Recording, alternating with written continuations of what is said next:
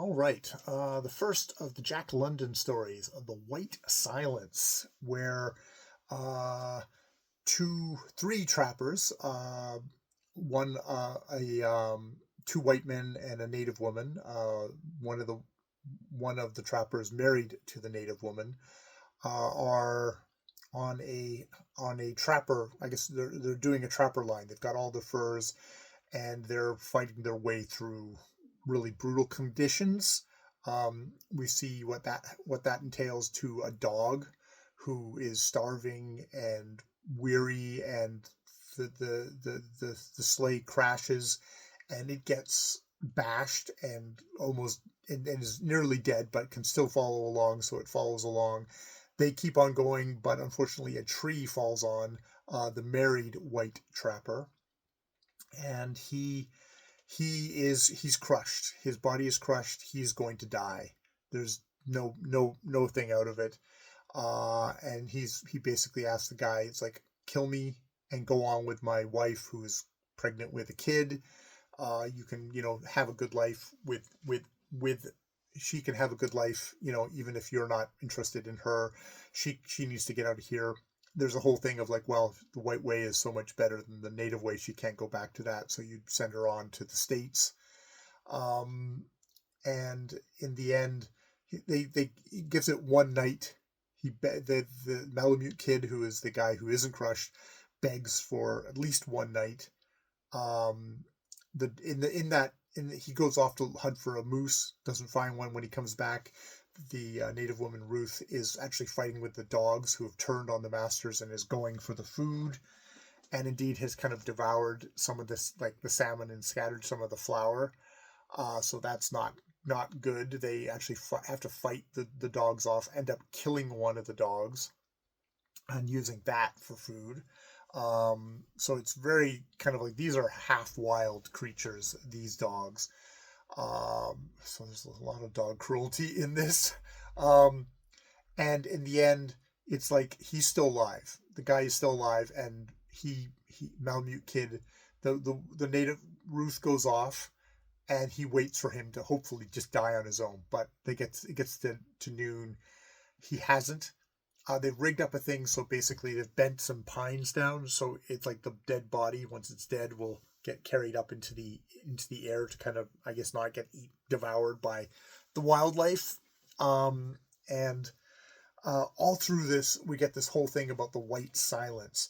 It is not pleasant to be alone with painful thoughts in the Wht Slnc. The silence of gloom is merciful, shrouding one as with protection and breathing 1,000 intangible sympathies. But the bright Wht Slnc, clear and cold under steely skies, is pitiless. There's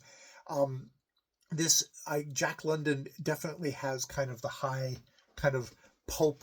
There's a kind of a pulp diction that I know of from kind of the pulps, and he's definitely got that kind of pulp diction, that pulp cadence to it. And Malamute kid roused and dragged himself to his comrade's side after he realized he's just not going to die. He cast one glance about him. The Wht Slnc seemed to sneer, and a great fear came upon him. There was a sharp report.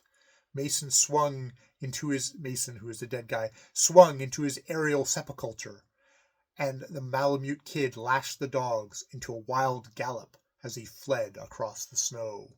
So, boy, this very much, Jack London very much influences some of the kind of the writers of, I can see some, not Edgar Rice Burroughs. I can see my Conan, Robert E. Howard. I can hear Robert E. Howard in this stuff. I can hear the Wht Slnc is almost like H.P. Lovecraft. I don't know. I think this Jack London might be influenced by someone like Edgar Allan Poe, but that kind of very much kind of pulpy American kind of